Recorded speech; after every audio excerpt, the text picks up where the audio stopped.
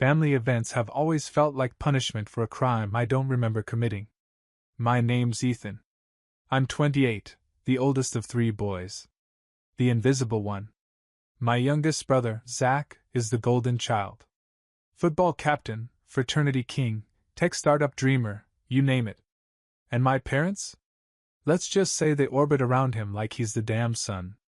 My middle brother, Jake, doesn't get the full VIP treatment like Zach, but at least they remember to include him in things.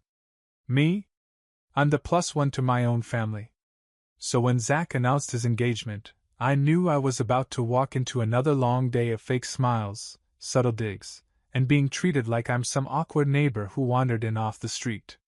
What I didn't expect was how low they'd go. The wedding was at this fancy-ass outdoor vineyard.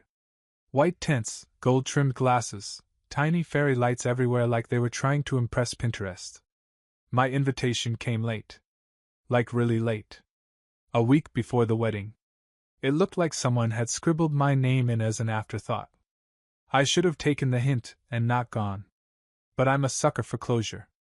And I'd finally been doing well, stable job, side business on Etsy that blew up out of nowhere, and for the first time in my life, confidence. I figured I could handle one day of family awkwardness. What I walked into was straight-up disrespect.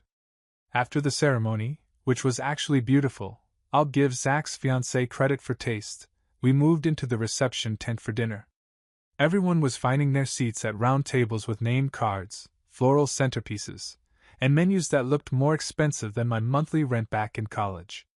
I scanned the tables, looking for my name. Nothing. I checked again. Still nothing.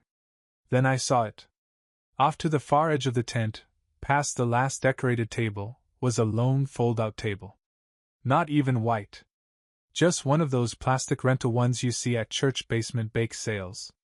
A single metal chair next to it. And a laminated sign taped to the front. Reserved. And there, standing next to it with a drink in hand and a smug look on his face, was my brother Zach. He raised his glass like a toast and said, loud enough for a few heads to turn, "Sorry, this table's for family only." Then he pointed, directly, at the fold-out by the trash can. "That one's for you, bro." Laughter. Actual laughter. People I hadn't seen since we were kids chuckled behind their champagne flutes. Even my mom gave this awkward little smirk like, "Oh, Zach, you rascal." And you know what I did? I sat down at that ugly plastic table like I was perfectly fine with it. Because something inside me, something patient and very, very cold, told me to wait. So I sat there and watched them. All of them. Laughing, drinking, giving speeches about love and loyalty, pretending they were the picture of happiness. And I waited. Because I knew something they didn't. I'd arrived early. I'd seen the open bar. And I'd heard the event coordinator whispering to the head waiter that the bride's father's card had already been declined once for the caterer deposit. That the groom's side might be covering the balance. And that balance? $3,200. For the reception dinner. Just the food and service. So when dessert was wrapping up and the waiter walked over to my janky little table with a folder in hand, the bill tucked inside, I wasn't surprised when he glanced at the groom's table, then looked at me. "Excuse me, sir," he said. "They said this bill is for you." Everyone turned. Forks froze mid-bite. You could feel the silence pull tight like a drum skin. I smiled. Took a sip of my water. And I said, "Sorry, this table's not with them. I was told I wasn't family. So, not my table." The waiter blinked. Looked back at Zach, whose face had dropped from smirking to pale. And that was just the beginning. The sound that followed my line, "Not my table," wasn't silence. It was worse. It was confusion. People whispering. Chairs scraping. The murmur of guests who suddenly realized they were sitting front row to a family implosion. Zach didn't respond right away. His smirk was gone. He blinked slowly, like his brain was buffering. The waiter, ever the professional, glanced toward the head table. "They pointed me to you, sir. I was told you'd be covering the balance due before dessert." I tilted my head, not breaking eye contact with Zach. You mean the same guy who made me sit by the garbage? Zach laughed nervously. Come on, man. That was a joke. A joke. The same kind of joke I'd been the butt of since I was 12. Your family, he added quickly. We were just messing around. You know how it is. I didn't answer. Not right away. I looked around the tent instead. Dozens of people pretending not to stare. A couple cousins were straight up filming. One uncle gave me a thumbs up. Amanda's bridesmaids exchanged panicked glances with her, who sat stone still beside Zach, like maybe if she didn't move, she could pretend this wasn't her life now. I turned back to the waiter. Like I said. Not my table. The waiter nodded once and turned toward the front. Zach's face turned beet red. Wait, hold on. My dad's supposed to be covering that part. No, I'm not. My dad cut in, arms crossed. We paid for the DJ and flowers. Food was your job. Zach's fiancée hissed something under her breath. Her mom hadn't come, they'd been fighting for months. Amanda had burned that bridge to stick with Zach. Now it looked like that gamble was cashing in the wrong kind of chips. $3,200? She repeated, wide-eyed. I thought this was all squared. It was supposed to be. Zach snapped, and that's when the room got truly awkward. The groom was losing his cool. On his wedding day. Then my mom tried to fix it, the way she always did, by throwing me under the bus. She turned and smiled tightly at the waiter. It's fine, we'll sort it out. Ethan can just cover it, can't you, sweetheart? I just stared at her. You made me sit at a fold-out table by the trash, I said. Remember? Family only. She blinked. Like she hadn't expected that to sting. Like this was still the old Ethan. The quiet one. The doormat. Zach stepped forward. Okay, seriously. Can you just help out this once? I'll pay you back. It's not a big deal. I laughed. And the sound was sharper than I expected. Not a big deal? You humiliated me. On purpose. And now you want me to bail you out like I'm some walking Venmo account?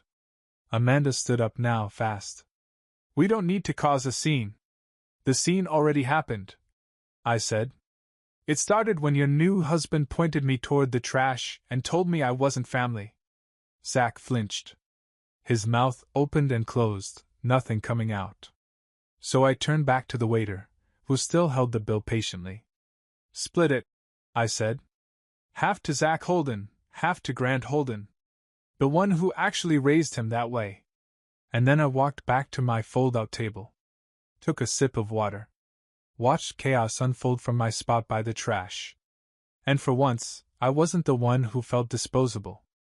I wish I could say they handled it with grace.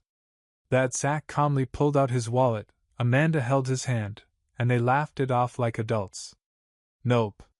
It took exactly 7 seconds after I sat back down for the shouting to start. What the hell was that?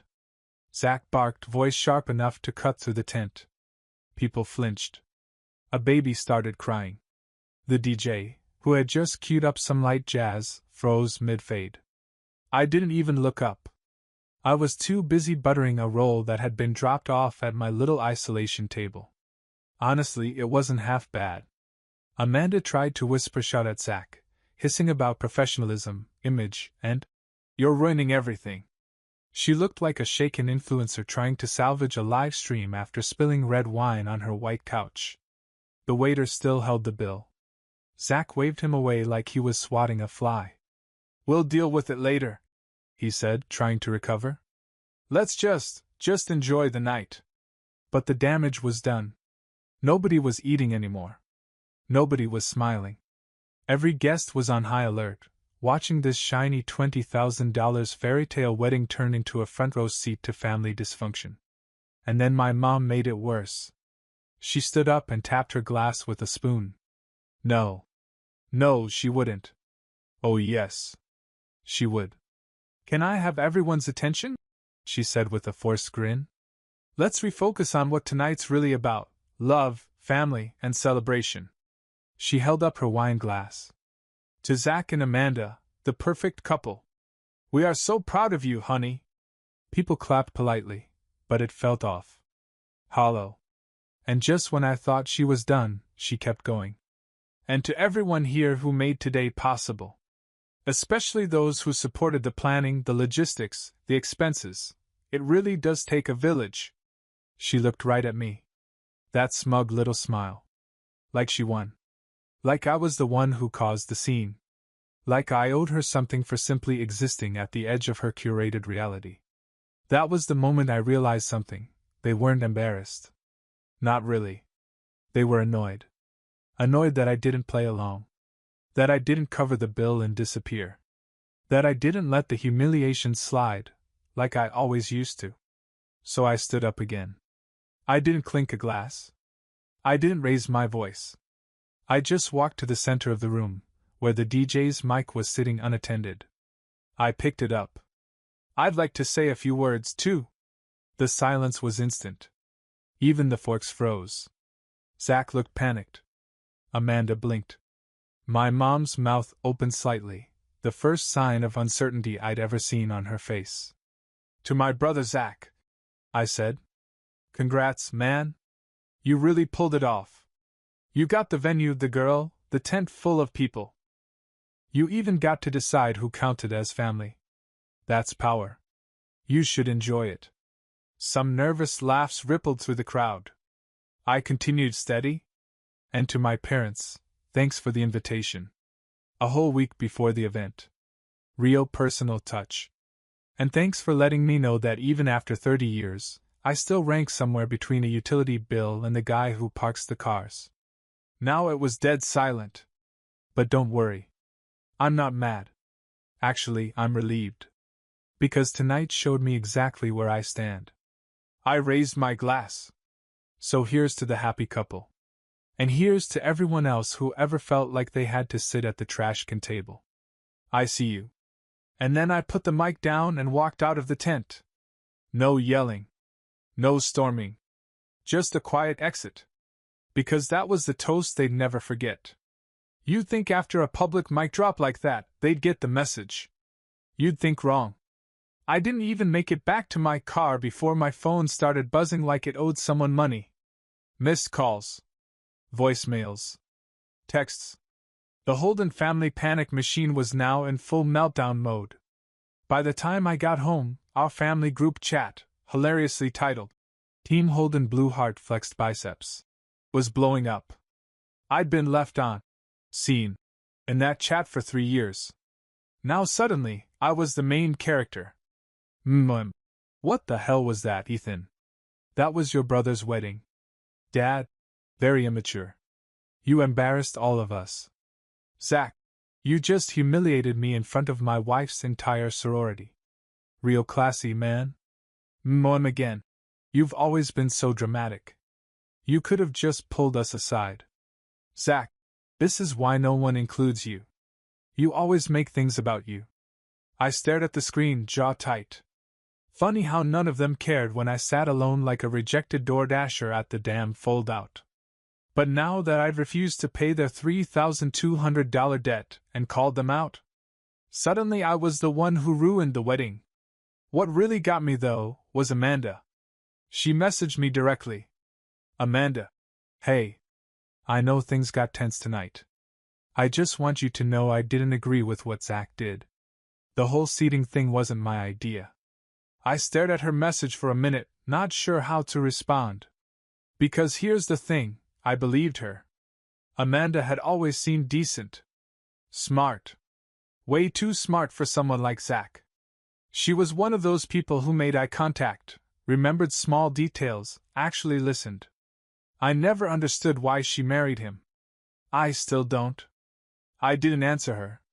Instead, I backed out of the group chat and muted it. Let them scream into the void. I had better things to do, like sleep. Which, surprise, I didn't. Because the next day, the real show started. First came the apology texts, not to me, but about me. My cousin Jenna, one of the bridesmaids, DM'd me a screenshot from her friend's Instagram story. A guest at the wedding had posted a clip of my speech. It had over 40,000 views in less than 12 hours. The caption? When the disrespected brother pulls out receipts at the wedding # mic drop # not my table. It spread like wildfire. Some TikTok influencer reposted it with a dramatic voiceover. Then another girl did a full wedding etiquette breakdown, calling my move the most satisfying act of social justice since Ross said we were on a break. People were choosing sides online like it was the Super Bowl. Team Ethan versus Team Zach, the trash table king. Guess which one was trending? My phone was blowing up with strangers thanking me for standing up for the forgotten siblings of the world. DMs flooded in from people who'd been benched at weddings, forgotten at Thanksgivings, erased from family albums. One woman told me she watched my clip on loop while eating revenge lasagna. I don't even know what that is, but I love her. It was funny. And then it wasn't. Because that night, I got a call from Amanda.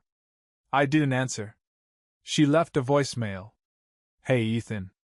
I wanted to say I'm sorry. For everything. What Zach did was cruel, and I should have said something. I didn't know about the Bill situation until after. I'm trying to fix it, but anyway. Just call me if you want to talk. Please. I played the message twice.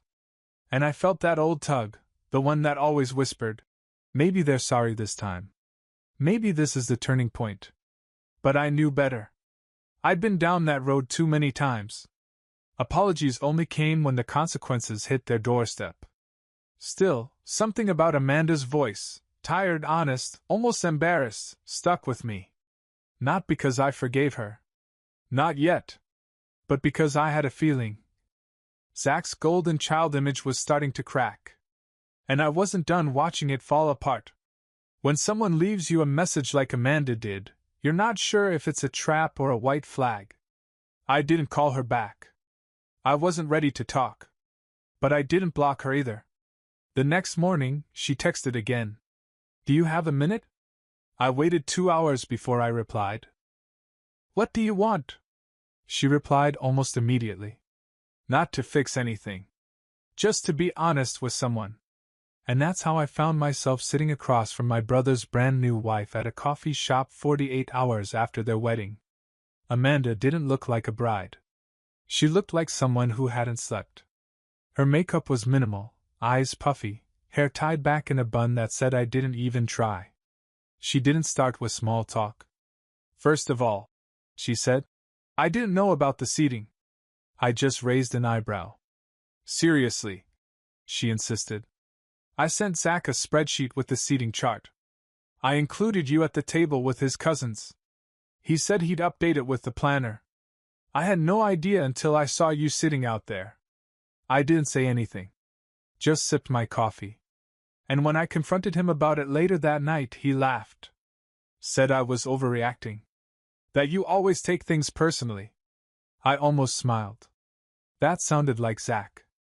Amanda leaned forward, lowered her voice. He's been different lately. Dismissive. Controlling. I ignored it while we were planning the wedding. Told myself it was stress. But after what he did to you, I don't know. I can't unsee it. I studied her face. This wasn't performative guilt. This wasn't damage control. This was a woman watching the facade she married into crumble brick by brick. Why are you telling me this? I asked. Because I feel like I made a huge mistake. She said it flatly. No tears. Just a raw, exhausted confession. My mom didn't come to the wedding, she added. Not because she hates Zach, but because she warned me. Said he had red flags. That I was too eager to settle down, to lock in a life. I told her she was being dramatic. She looked down at her cup. Turns out she was just being right. We sat in silence for a moment. Did he ever apologize to you? She asked. I laughed, short and sharp. He texted me 2 hours after the wedding. Said I ruined his night and embarrassed the family. Then he sent me a Venmo request for half the food bill. Her eyes widened. You're kidding. I pulled out my phone and showed her. The request read, Zach Holden, Wedding dinner expense, $1,600. Amanda stared at the screen for a long time. Then, without a word, she pulled out her phone and texted someone. I didn't ask who. But a minute later, her screen lit up with a reply. She read it, then looked at me and said, "That's it. I'm done." The next part came fast. That same night, Amanda posted a photo from the wedding, just her, no Zach. Captioned, "Sometimes happily ever after starts with a reality check." It didn't go viral. But people noticed. Then she changed her profile name back to her maiden name. Then the stories started. Screenshots. Snippets. Zach yelling at her behind the tent. Zach blaming her for the failed payment. Zach complaining that she ruined the vibe after my speech. One of her bridesmaids, apparently a close friend, posted a long thread about how Amanda had been treated like a prop in her own wedding. That Zach refused to include her in financial planning. That he maxed out a credit card paying for a custom tux rental to look like money. The internet did what it always does. And Zach? He deleted all his accounts within 24 hours. I didn't reach out to Amanda again. She didn't owe me anything. But that night, she sent me one last message. "Thank you. You didn't just stand up for yourself. You woke me up." It wasn't forgiveness. It wasn't closure. But it was enough. Because sometimes, the best revenge doesn't come from yelling. It comes from letting people destroy their own image. And handing them the mic. The irony didn't hit me until about 3 days later. After years of being forgotten, ignored, and sidelined, I suddenly couldn't get 5 minutes of silence without someone, friend, stranger, ex-relative, reaching out to check in. It started with DMs. Some were supportive. A guy named Marcus wrote, "Man, my family did the same thing at my brother's wedding. I've been no contact ever since. Watching your speech felt like justice." A woman said she watched the clip with her daughter and called it a masterclass in quiet dignity. That one stuck with me. Then came the weird ones. People offering interviews, podcast slots, even a YouTuber asking if I'd reenact the wedding speech for a family drama series. Someone sent a sponsorship pitch for a protein shake. I don't even work out. I didn't respond to most of them. But the real kicker? My Aunt Sharon. I hadn't heard from her since I was 19, when I missed a family Christmas party because I was working a double shift. She sent me a 2-line email back then that said, "Attendance is a choice. So is distance. Happy holidays." Now, she was in my inbox like nothing ever happened. "Hi, sweetheart. Just saw what happened online. So proud of you for standing up for yourself." We all knew something was wrong, but didn't know how to say it. "Let's catch up soon." Sure. Now they didn't know how to say it. Back then, silence was easier. The part no one tells you about standing up for yourself is this: it's lonely after the applause. The video goes viral, the messages roll in, people call you brave, but then your phone stops buzzing, and you realize how few people really meant it. That week, I muted half my notifications. Stopped opening messages unless they came from someone I knew personally. My apartment was quiet. Almost too quiet. Then, another text came through. Jake. My other brother. The one who'd been quiet through the whole wedding drama. The one who sat there at the reception and laughed, not hard but enough. "Hey man. Been thinking a lot about what happened. You free to talk?" I stared at the message for a while. When we were kids, Jake used to copy Zach. Not because he was mean, just because it was easier. Zach was louder, more loved. Following him meant staying out of trouble. Jake learned early that silence was survival. I never hated him for it. But I never forgot it either. I told him we could meet for coffee. Jake looked older than I remembered. Or maybe I was just seeing him clearly for the first time. He didn't open with excuses. "I should have said something," he said, eyes fixed on the table. "At the wedding. Before it. Years ago. I didn't say anything. I didn't know how to speak up without becoming the next you." Now that hit harder than it should have. It was just easier to laugh at Zach's jokes than to be the punchline, he said. But after that speech, I realized I'd been living on autopilot for years. I still didn't say anything. Because what do you say to someone who let you get humiliated 1,000 times and only noticed when the audience turned? He looked up. I'm not asking you to forgive me. I just want you to know you were right. About all of it. I nodded slowly. You're not the first person to tell me that this week. I bet, he said, almost smiling. You're the internet's favorite brother right now. Funny how that works, I said. You get ignored long enough, and suddenly people care when it's trending. You're not mad it happened that way? I'm mad it had to. We sat there a while. Two brothers who barely knew each other anymore, sipping coffee like strangers. But before we left, Jake reached into his pocket and handed me a folded paper. It's the speech, he said. Printed it out. It reminded me of something I wrote back in high school, but never had the guts to say. I took it. Didn't read it until later. But when I did, I felt something shift. Because Jake wasn't trying to re-enter my life as a brother. He was starting over as a witness. And that mattered. It was my mom who called first. Not to apologize. Not to ask how I was. She left a voicemail that started with, "We need to talk. It's gone too far." Gone too far. The irony nearly made me laugh. Apparently, her concern wasn't about me sitting at a fold-out by the trash can, it was about people seeing it.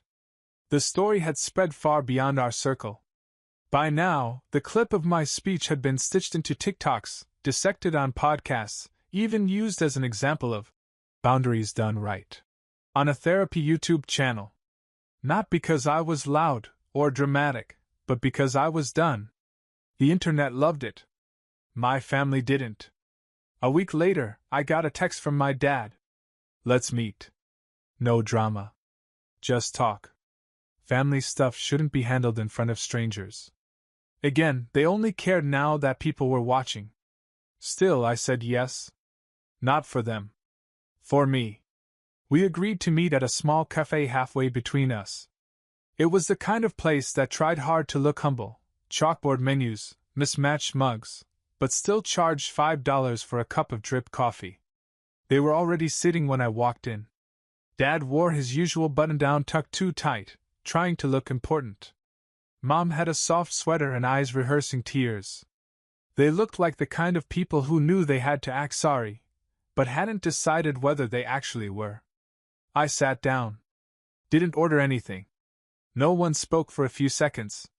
Finally, my dad cleared his throat. What happened at the wedding, that was uncalled for. I tilted my head. The table by the trash can, or the part where you expected me to pick up a $3,200 tab? He frowned. You know that wasn't personal. Zach was under pressure. Oh, come on, I said. You knew exactly what you were doing. That whole night was a performance. Just like every family dinner where you let Zach mock me and laughed. Just like every birthday where my gift was an afterthought. Mom leaned in, voice soft. We didn't know you felt that way. You didn't want to know, I replied. She looked down.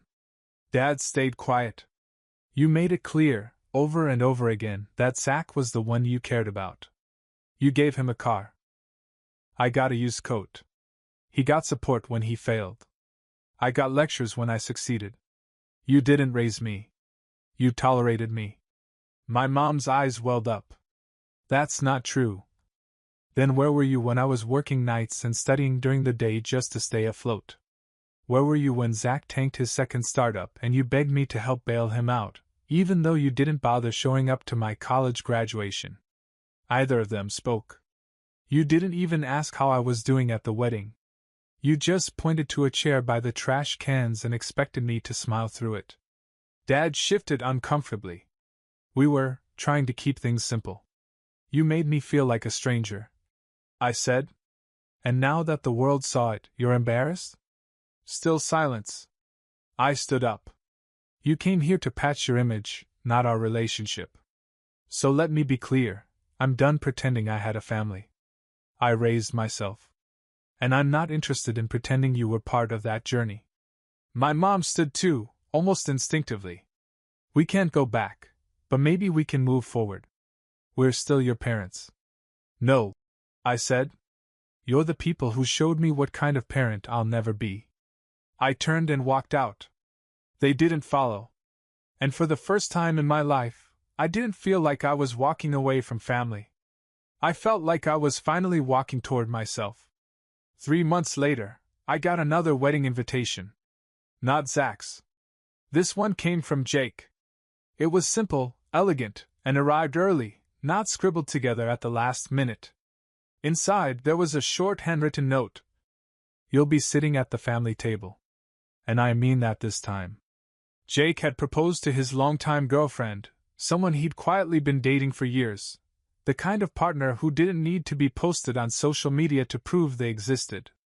After the drama at Zach's wedding, he'd started making changes. Real ones. Therapy. Boundaries. Distance from our parents. The wedding was small. Backyard ceremony, string lights, no rented vineyard or imported chairs. But it was the first family event I walked into without a knot in my chest. I wore a suit that actually fit for once. No plastic chair. No side tent. Jake met me at the gate with a hug, the real kind. Glad you came. Glad I was invited, I said. The reception tables were arranged in a wide U-shape around a fire pit. Every seat had a name card. Mine was next to Jake's, directly across from his fiancée's grandmother. People smiled when I sat down. Not out of politeness, real smiles. People who saw me. People who remembered my name. The food was simple: barbecue, mac and cheese, cornbread. The best meal I'd had at a wedding, not because of the taste, but because I didn't feel like I had to earn a seat at the table. That alone would have been enough. But then, just as dessert was being served, I saw them. Zach. My mom. My dad. Standing near the edge of the property, not walking in. Not guests. Just watching. They weren't invited. Jake had made that clear. They'd made their stance known months ago. How disappointed they were in both of us. How humiliated we made the family look. How ungrateful we were for everything they'd done. But here they were. Outside the fence. I made eye contact with Zach. He didn't smile. Didn't wave. Just watched. Amanda wasn't with him. Someone came by with a tray of sparkling cider. I took one, then walked over to the edge of the lawn, stopping just before the fence line. They were maybe 20 feet away. We stood like that for a moment, two sides of a bloodline, separated not by distance, but by choices. My dad was the one who finally spoke. Looks like you've really found your place. I nodded slowly. Yeah. My mom cleared her throat. We didn't come to start anything. Good, I said. Because you're not invited. Zach narrowed his eyes. It's just weird, you know, he said. Seeing you at the head table. Like you belong there. I smiled. I do. There was nothing left to say after that. So I turned around. Walked back across the lawn. Past the twinkle lights. Back to the table with my name on it. I pulled out my chair, sat down, and picked up my drink. Jake raised his glass. To real family, he said. Chosen or not. We all toasted. As I looked around that table, the one I didn't have to fight for, I remembered sitting next to a trash can, holding a glass of water, pretending I didn't care. And now? Now I was at the center of the story. Not the footnote. Not the background. Not the afterthought. And when the check came this time? Jake stood, looked the waiter in the eye, and said, That's our table. And I just smiled. Because he was right.